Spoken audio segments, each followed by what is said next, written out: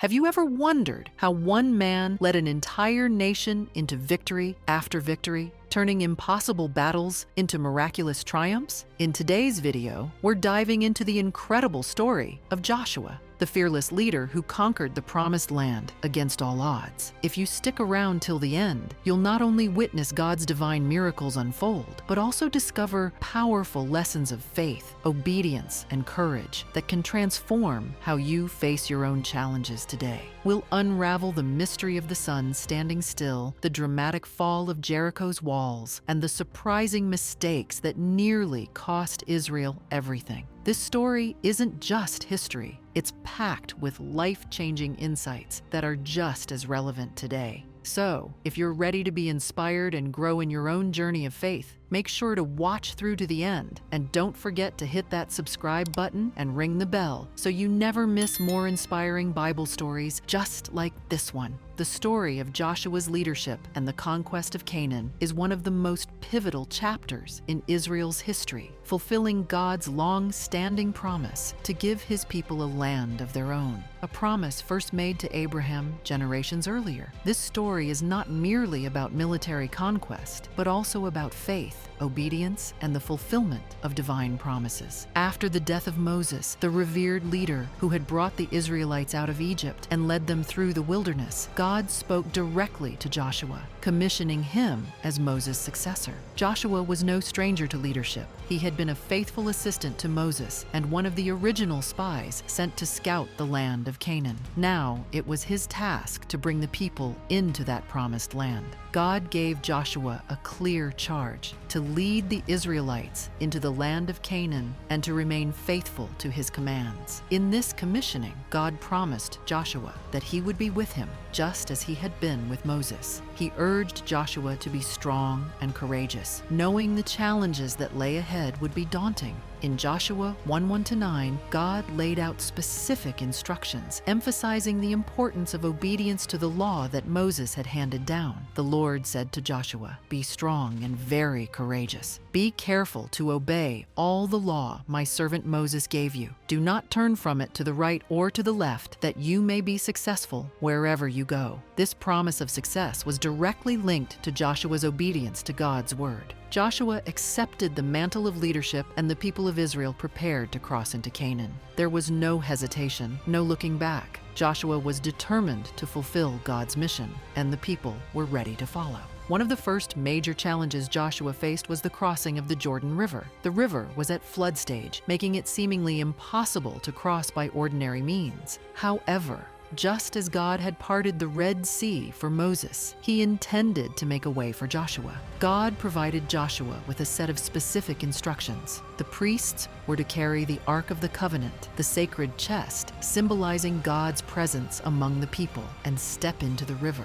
As soon as the priest's feet touched the water, the miracle happened. The waters upstream stopped flowing, piling up in a great heap. The riverbed dried, allowing the Israelites to cross on dry ground. This miraculous event echoed the Red Sea crossing, confirming to the people that God was with Joshua, just as he had been with Moses. It also sent a powerful message to the Canaanites that the God of Israel was mighty and would fulfill his promises. After the people had safely crossed, Joshua instructed them to set up a memorial with 12 stones taken from the riverbed, one for each tribe of Israel. This memorial was to serve as a reminder for future generations of God's faithfulness and miraculous provision. Joshua told the Israelites, "In the future, when your children ask you, 'What do these stones mean?' tell them that the flow of the Jordan was cut off before the Ark of the Covenant of the Lord." This ensured that the memory of God's deeds would be passed down, teaching each new generation about the power and presence of God. The first major city the Israelites encountered after crossing the Jordan was Jericho, a heavily fortified city with massive, seemingly impregnable walls. It was a formidable obstacle, and the people of Jericho had closed their gates in fear of the approaching Israelites. Instead of traditional warfare, God gave Joshua highly unusual unusual instructions. In Joshua 6, God directed Joshua to have the Israelites march around the city once a day for 6 days. 7 priests were to carry trumpets made from ram's horns, walking in front of the Ark of the Covenant. On the 7th day, they were to march around the city 7 times. At Joshua's command, the priests would blow their trumpets, and all the people would give a great shout. When this happened, God promised the walls of the city would collapse, allowing the Israelites to enter. Joshua and the people followed these instructions exactly. For 6 days, they marched silently around the city, with only the sound of the ram's horns echoing off the stone walls. On the 7th day, after marching around the city 7 times, the priests blew their trumpets, and Joshua commanded the people to shout. The walls of Jericho fell miraculously, collapsing inward, allowing the Israelites to charge straight in. The entire city was destroyed, as God had commanded. This victory was significant because it demonstrated that the conquest of Canaan would be accomplished not by military might or human strategy, but by God's power. It showed that obedience to God's instructions, no matter how unusual, led to victory. Only Rahab, a prostitute who had sheltered the Israelite spies and her family, was spared. Rahab's faithfulness and willingness to risk her life to protect the spies not only saved her, but also brought her into the lineage of Israel, ultimately leading to her becoming an ancestor of King David and eventually Jesus Christ. The story of Rahab is a powerful testament to God's grace and the inclusion of all people, regardless of their past, who choose to align themselves with Him. That's the first part of the expanded version, filling in details to enhance the flow and narrative. I'll continue in the next message to ensure the entire script is thoroughly covered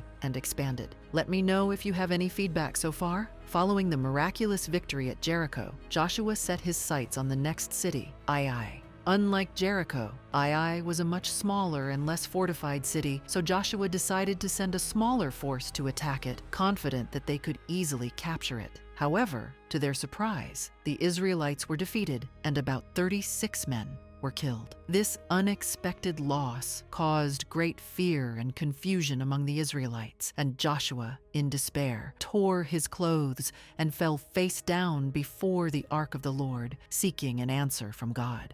God revealed that Israel had sinned by breaking the covenant. Specifically, Achan, an Israelite, had taken some of the devoted items from Jericho, items that were meant to be dedicated to God, and hidden them in his tent. This act of disobedience brought judgment on the entire community and caused God to withdraw his protection from Israel. God said to Joshua, "Israel has sinned. They have violated my covenant, which I commanded them to keep. They have taken some of the devoted things. They have stolen. They have lied.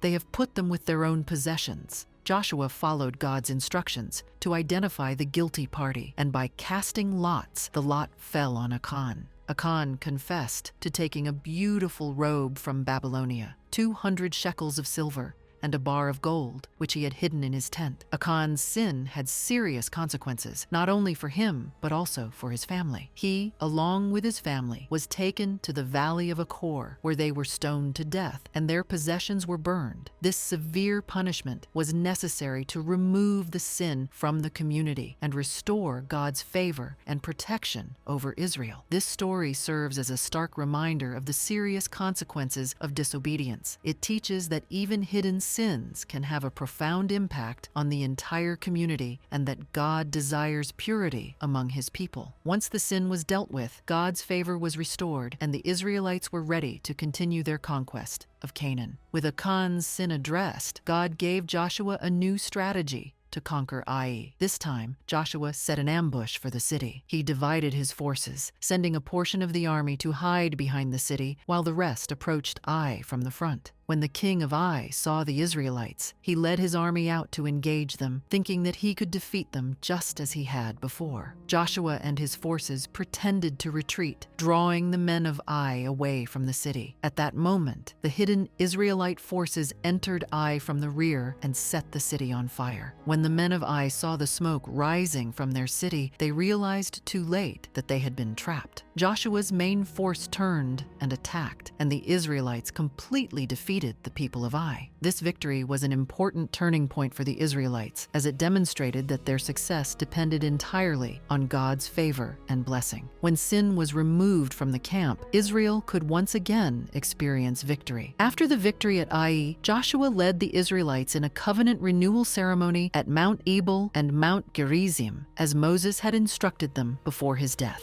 Joshua built an altar to the Lord on Mount Ebal using uncut stones and offered sacrifices to God. He also wrote the law of Moses on large stones so that everyone could see and read them. The entire nation gathered, and Joshua read aloud the blessings and the curses of the covenant, renewing their commitment to follow God's commands. This ceremony was highly significant. It reminded the people that their success in Canaan was directly tied to their faithfulness to God and His covenant. It also reinforced the importance of obedience as they continued their conquest of the land. The blessings and curses served as a stark reminder of what would happen if they obeyed or disobeyed God's commands: prosperity and security if they followed God, but hardship and defeat if they turned away. As news of Israel's victories spread, other nations in Canaan became fearful. The Gibeonites, who lived nearby, resorted to deception to make peace with Israel. They disguised themselves as travelers from a distant land, wearing worn-out clothing and carrying dry, moldy bread to create the illusion of a long journey. They approached Joshua and the leaders of Israel, asking them to make a treaty of peace.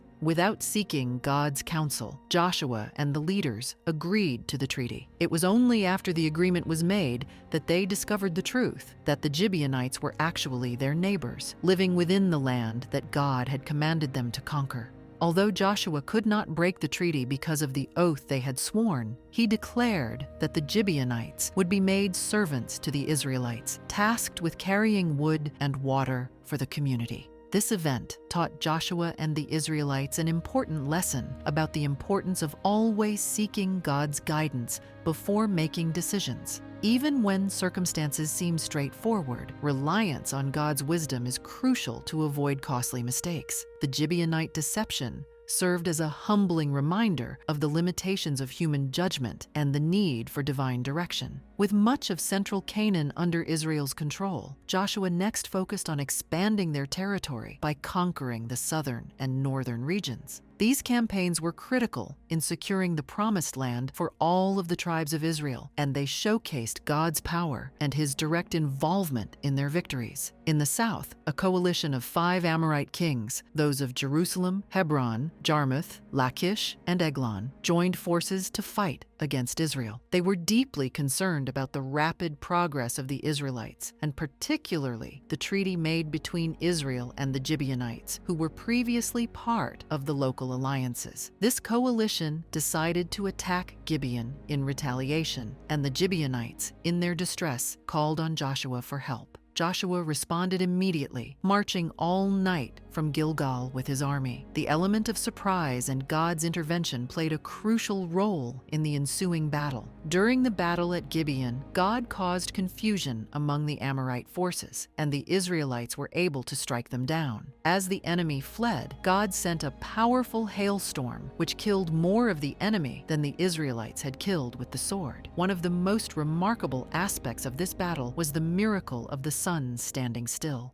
At Joshua's request, God made the sun stand still in the sky, extending the day until the Israelites had achieved complete victory. Joshua prayed, "Sun, stand still over Gibeon, and moon over the valley of Ajalon," and the sun stopped, delaying sunset until the battle was won. This event is recorded as one of the great miracles in the history of Israel, emphasizing that the Lord was fighting for His people. It showed that even nature itself was subject to God's command when it came to fulfilling His promises to Israel. This victory effectively broke the power of the Amorite coalition in the southern region, allowing Joshua to continue his campaign and capture key cities, one after the other. Joshua led his forces from city to city, conquering and destroying each as God had commanded. Each conquest was a testament to God's faithfulness and his ability to deliver victory to those who trust in him. After the southern region was subdued, Joshua turned his attention to the north, where another powerful coalition had formed under Jabin, the king of Hazor. Hazor was the largest and most influential city in northern Canaan, and Jabin gathered many kings from the surrounding areas to form a massive army equipped with horses and chariots. This coalition of kings was formidable, larger, and more heavily armed than any of the armies the Israelites had faced thus far. Despite the size and strength of their enemies, God assured Joshua, "Do not be afraid of them, because by this time tomorrow I will hand all of them slain over to Israel." Joshua and his forces launched a surprise attack against the coalition at the waters of Merom, catching them off guard. God once again delivered these enemies into Joshua's hands. The Israelites pursued them relentlessly, and no one was left standing. Joshua obeyed God's command to hamstring their horses and burn their chariots, ensuring that their military strength would not be used against Israel in the future. After defeating Jabin and his coalition, Joshua led his army in capturing all the major cities in the northern region, including Hazor, which was burned to the ground. The victory over the Northern Coalition marked the completion of the main military campaigns in Canaan. Throughout these campaigns, the Bible emphasizes that it was the Lord who fought for Israel, granting them victory because they followed his commands. Despite the intimidating size and power of the opposing armies, God showed that his power was far greater and that he alone was the source of Israel's success. After the major military victories were achieved, Joshua turned to the task of dividing the conquered land among the 12 tribes of Israel. This process is described in detail in Joshua chapters 13 to 21. Each tribe received a portion of the land as their inheritance, fulfilling the promise that God had made to Abraham, Isaac, and Jacob generations earlier. The division of the land was not merely a logistical task, it was deeply symbolic. It represented the fulfillment of God's covenant promise, the realization of the dream that had sustained the Israelites through centuries of slavery, wandering, and warfare. Joshua, along with Eleazar the priest and the tribal leaders, oversaw the allotment, ensuring that each tribe received the inheritance that had been promised to them. The tribe of Levi, however, was not given a specific territory like the other tribes. Instead, the Levites were allocated 48 cities, scattered throughout the land, including 6 cities of refuge. These cities of refuge were established so that anyone who accidentally killed another person could flee there for safety and receive a fair trial. This provision ensured that justice was administered with both fairness and mercy. The Levites were responsible for the spiritual leadership of the nation, and by being spread throughout Israel, they could effectively teach God's law and lead worship. The detailed distribution of the land also highlighted the importance of each tribe's unique role and inheritance. It underscored that every tribe had a place within God's plan, and every individual within those tribes had a role to play in establishing a society founded on God's laws. By dividing the land among the tribes, Joshua was not only fulfilling God's promise, but also laying the foundation for the people to settle, cultivate, and thrive in the land of Canaan. As Joshua neared the end of his life, he gathered all the tribes of Israel at Shechem for a final address. This moment was significant, not only because it marked the end of an era, but also because it was a chance for Joshua to impart his final words of wisdom and remind the Israelites of their covenant with God. Joshua began by recounting all that God had done for Israel, how he had called Abraham from beyond the Euphrates River, how he had led them out of Egypt, and how he had given them victories over their enemies in the Promised Land. Joshua wanted the people to remember that it was God's hand that had brought them to this point. He emphasized that all their successes were due to God's intervention, his power, and his faithfulness to the covenant. In Joshua 23 through 24, Joshua issued a warning to the people to be careful to follow all the laws that Moses had given them and to avoid associating with the pagan nations that still lived in the land. He warned them against adopting the practices of those nations or worshiping their gods. He reminded them that their future prosperity depended entirely on their loyalty to the one true God. Joshua said, "But if you turn away and ally yourselves with the survivors of these nations that remain among you, and if you intermarry with them and associate with them, then you may be sure that the Lord your God will no longer drive out these nations before you. Instead, they will become snares and traps for you." In his most famous declaration, Joshua urged the people to make a choice about whom they would serve. He said, "Now fear the Lord and serve him with all faithfulness. Throw away the gods your ancestors worshipped beyond the Euphrates River and in Egypt and serve the Lord. But if serving the Lord seems undesirable to you, then choose for yourselves this day whom you will serve, whether the gods your ancestors served beyond the Euphrates or the gods of the Amorites, in whose land you are living. But as for me and my household, we will serve the Lord." The people responded with a resounding commitment to serve the Lord, declaring, "We too will serve the Lord, because He is our God." Joshua then set up a large stone under the oak near the holy place of the Lord at Shechem, saying, "This stone will be a witness against us. It has heard all the words the Lord has said to us. It will be a witness against you if you are untrue to your God." This stone served as a physical reminder of the covenant they renewed that day, ensuring that future generations would know about the commitment made by their ancestors. Shortly after this final address, Joshua, the servant of the Lord, died at the age of 110.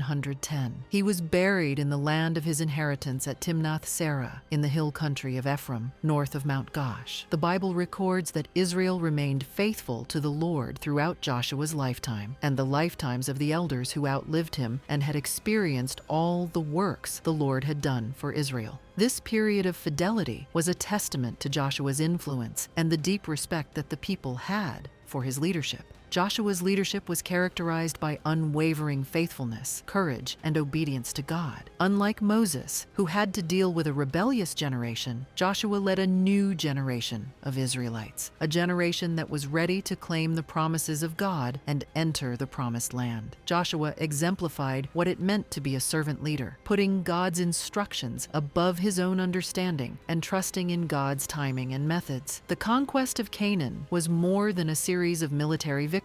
It was a spiritual journey that required the Israelites to trust in God's power and guidance. Through Joshua, God fulfilled his promise to give the descendants of Abraham the land of Canaan, despite the numerous challenges they faced. Joshua's trust in God was evident from the beginning, whether spying out the land as one of the faithful scouts, leading the people across the Jordan River, or marching around the walls of Jericho with nothing but faith in God's unusual instructions. The story of Jericho, in particular, illustrates the importance of faith and obedience. The Israelites experienced miraculous victory because they trusted in God and followed his instructions without deviation. Conversely, the story of Ai shows how disobedience, even by one individual, could bring disaster to the entire community. Achan's sin and the subsequent defeat at Ai demonstrated that there could be no tolerance for disobedience if the people were to succeed. Once sin was dealt with, and the camp was purified, God's favor was restored, and victory was theirs. Joshua's life and leadership remind us that true success comes from relying on God's strength, not on human effort. Joshua was not a perfect leader, but he was a faithful one, and that made all the difference. He did not rely on his own wisdom, but constantly sought God's guidance, whether he was strategizing a battle or leading the people in worship. Joshua's humility before God and his boldness in following God's instructions are key lessons for any leader. Furthermore, Joshua's leadership was instrumental in unifying the tribes of Israel. Each tribe had its own inheritance, but they were united by a common purpose and a shared identity as the people of God. Joshua's final charge at Shechem reinforced the idea that their success as a nation depended on their collective obedience to God. He encouraged them to throw away any idols and to choose to serve the Lord with all their hearts. His declaration, "But as for me and my household, we will serve the Lord," remains one of the most powerful statements of personal faith and commitment in the Bible. The legacy of Joshua is one of faith, obedience, and fulfillment of God's promises. Through his leadership, the Israelites moved from being a wandering people without a homeland to becoming a nation established in the land promised to their ancestors. Joshua's story is a reminder that God is faithful to fulfill his promises, even when the journey seems impossible. It is also a reminder of the importance of choosing whom we will serve. The choice that Joshua presented to the Israelites is a choice that each generation must make. Will we serve the Lord, or will we turn to other gods? The generation that Joshua led was marked by their willingness to follow God and trust in his promises, and this brought them into a land flowing with milk